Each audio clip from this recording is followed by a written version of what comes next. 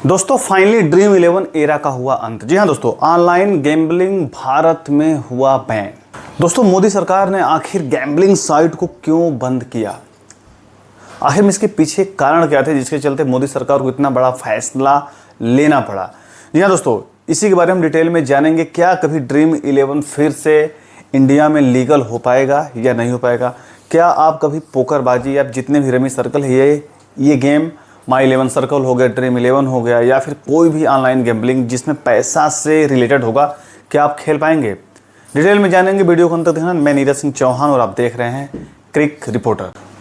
दोस्तों 20 अगस्त 2025 को लोकसभा में ऑनलाइन गैम्बलिंग के खिलाफ एक बिल पास होता है। 21 अगस्त 2025 को इसको राज्यसभा में पेश किया जाता है।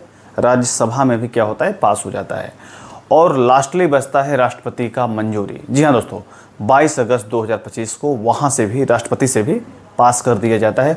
और ये इतना खतरनाक भाई साहब ये नियम बनता है, और जो इसको खिलाने वाले हैं या फिर इसको प्रमोट करने वाले हैं उनकी भाई साहब अब खैर नहीं। जी हाँ दोस्तों, डिटेल में आप लोग वीडियो पूरा देखना, ये क्यों बनाया गया, क्यों किया गया। ठीक है, तो आपको हम बता दें कि मोदी सरकार 2020 से ही इस गेम के खिलाफ कुछ ना कुछ नियम जो है लाता रहा।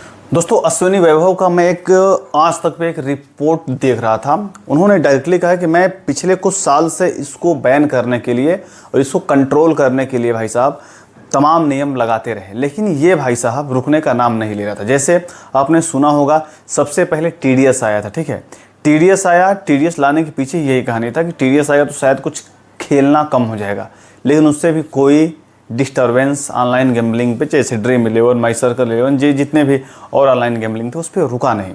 इसके बाद जीएसटी भी लाया गया। अगर कोई जनता डिपॉजिट कर रहा है, मान लो मैं खेलने वाला हूँ, ठीक, मैं डिपॉजिट कर रहा हूँ, तो वहाँ पर भी 28% का टैक्स लाया गया, तब भी जनता नहीं रुका। क्योंकि जो ड्रीम 11 वाले थे, जितने भी ये सब फैंसी साइट वाले थे, उन्होंने क्या किया कि इसका जो 28% का जो जीएसटी था उसको क्या किया इन्होंने कि भैया वापस कैश पॉइंट के रूप में देने लगा। ठीक है, तो यहाँ पर भी नहीं रुके।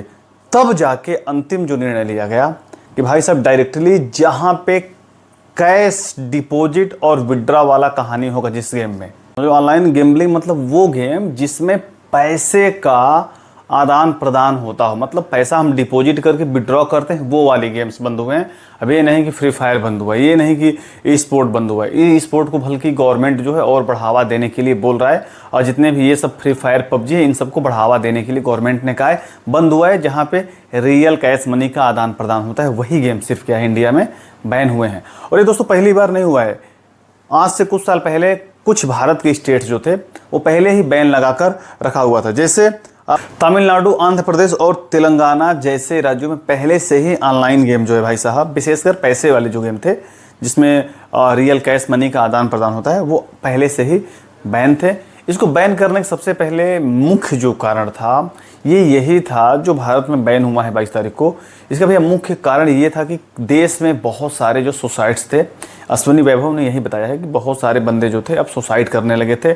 बहुत सारे बंदे जो अपना पूंजी रखे हुए थे मिडिल क्लास फैमिली वाले, उस गेम में लगा के पैसे की लालच में, जैसे 49 रुपये लगा के 1 करोड़ जीतने का जो मौका था, करोड़पति बनने का मौका था, इसकी लालच में बहुत सारे बंदे क्या करते थे कि पहले ग्रैंड लीग खेलते थे, मेगा लीग खेलने के बाद धीरे धीरे क्या करते थे, वो स्मॉल लीग खेलने लगते थे। जैसे 49 रुपये का एंट्री फीस मेगा लीग होता है, और स्मॉल लीग क्या होता है, जिससे आप 500 रुपये में 3 बंदे हैं तो एंट्री फीस 500, ये 50 56 हज़ार तक एंट्री फीस वाले ये गेम आते थे फैंटेसी में भी दोस्तों। ठीक है, तो जेन्युइन बात है, ये तो भाई हार्मफुल था ये, लेकिन जो फैंटेसी के भाई यूट्यूबर थे, इन्फ्लुएंसर थे, उनकी देखो भाई फटी पड़ी है, क्योंकि उन सबका जो काम धंधा है रुका पड़ा है। वो बार बार यही बता रहे हैं कि 2 लाख नौकरियां जो है खतरे में है। जेन्युइन खतरे में भी है, ये बात नहीं है खतरा हो चुका है, बल्कि है नहीं, खतरा लग चुका है। ठीक, और अप्रॉक्सीमेट गवर्नमेंट को जो है 20,000 करोड़ का नुकसान होने वाला है। लेकिन अश्विनी वैभव ने डायरेक्टली कहा है कि भैया ये नुकसान हम सहने के लिए तैयार हैं, जहाँ पे मिडिल क्लास फैमिली की बात होगी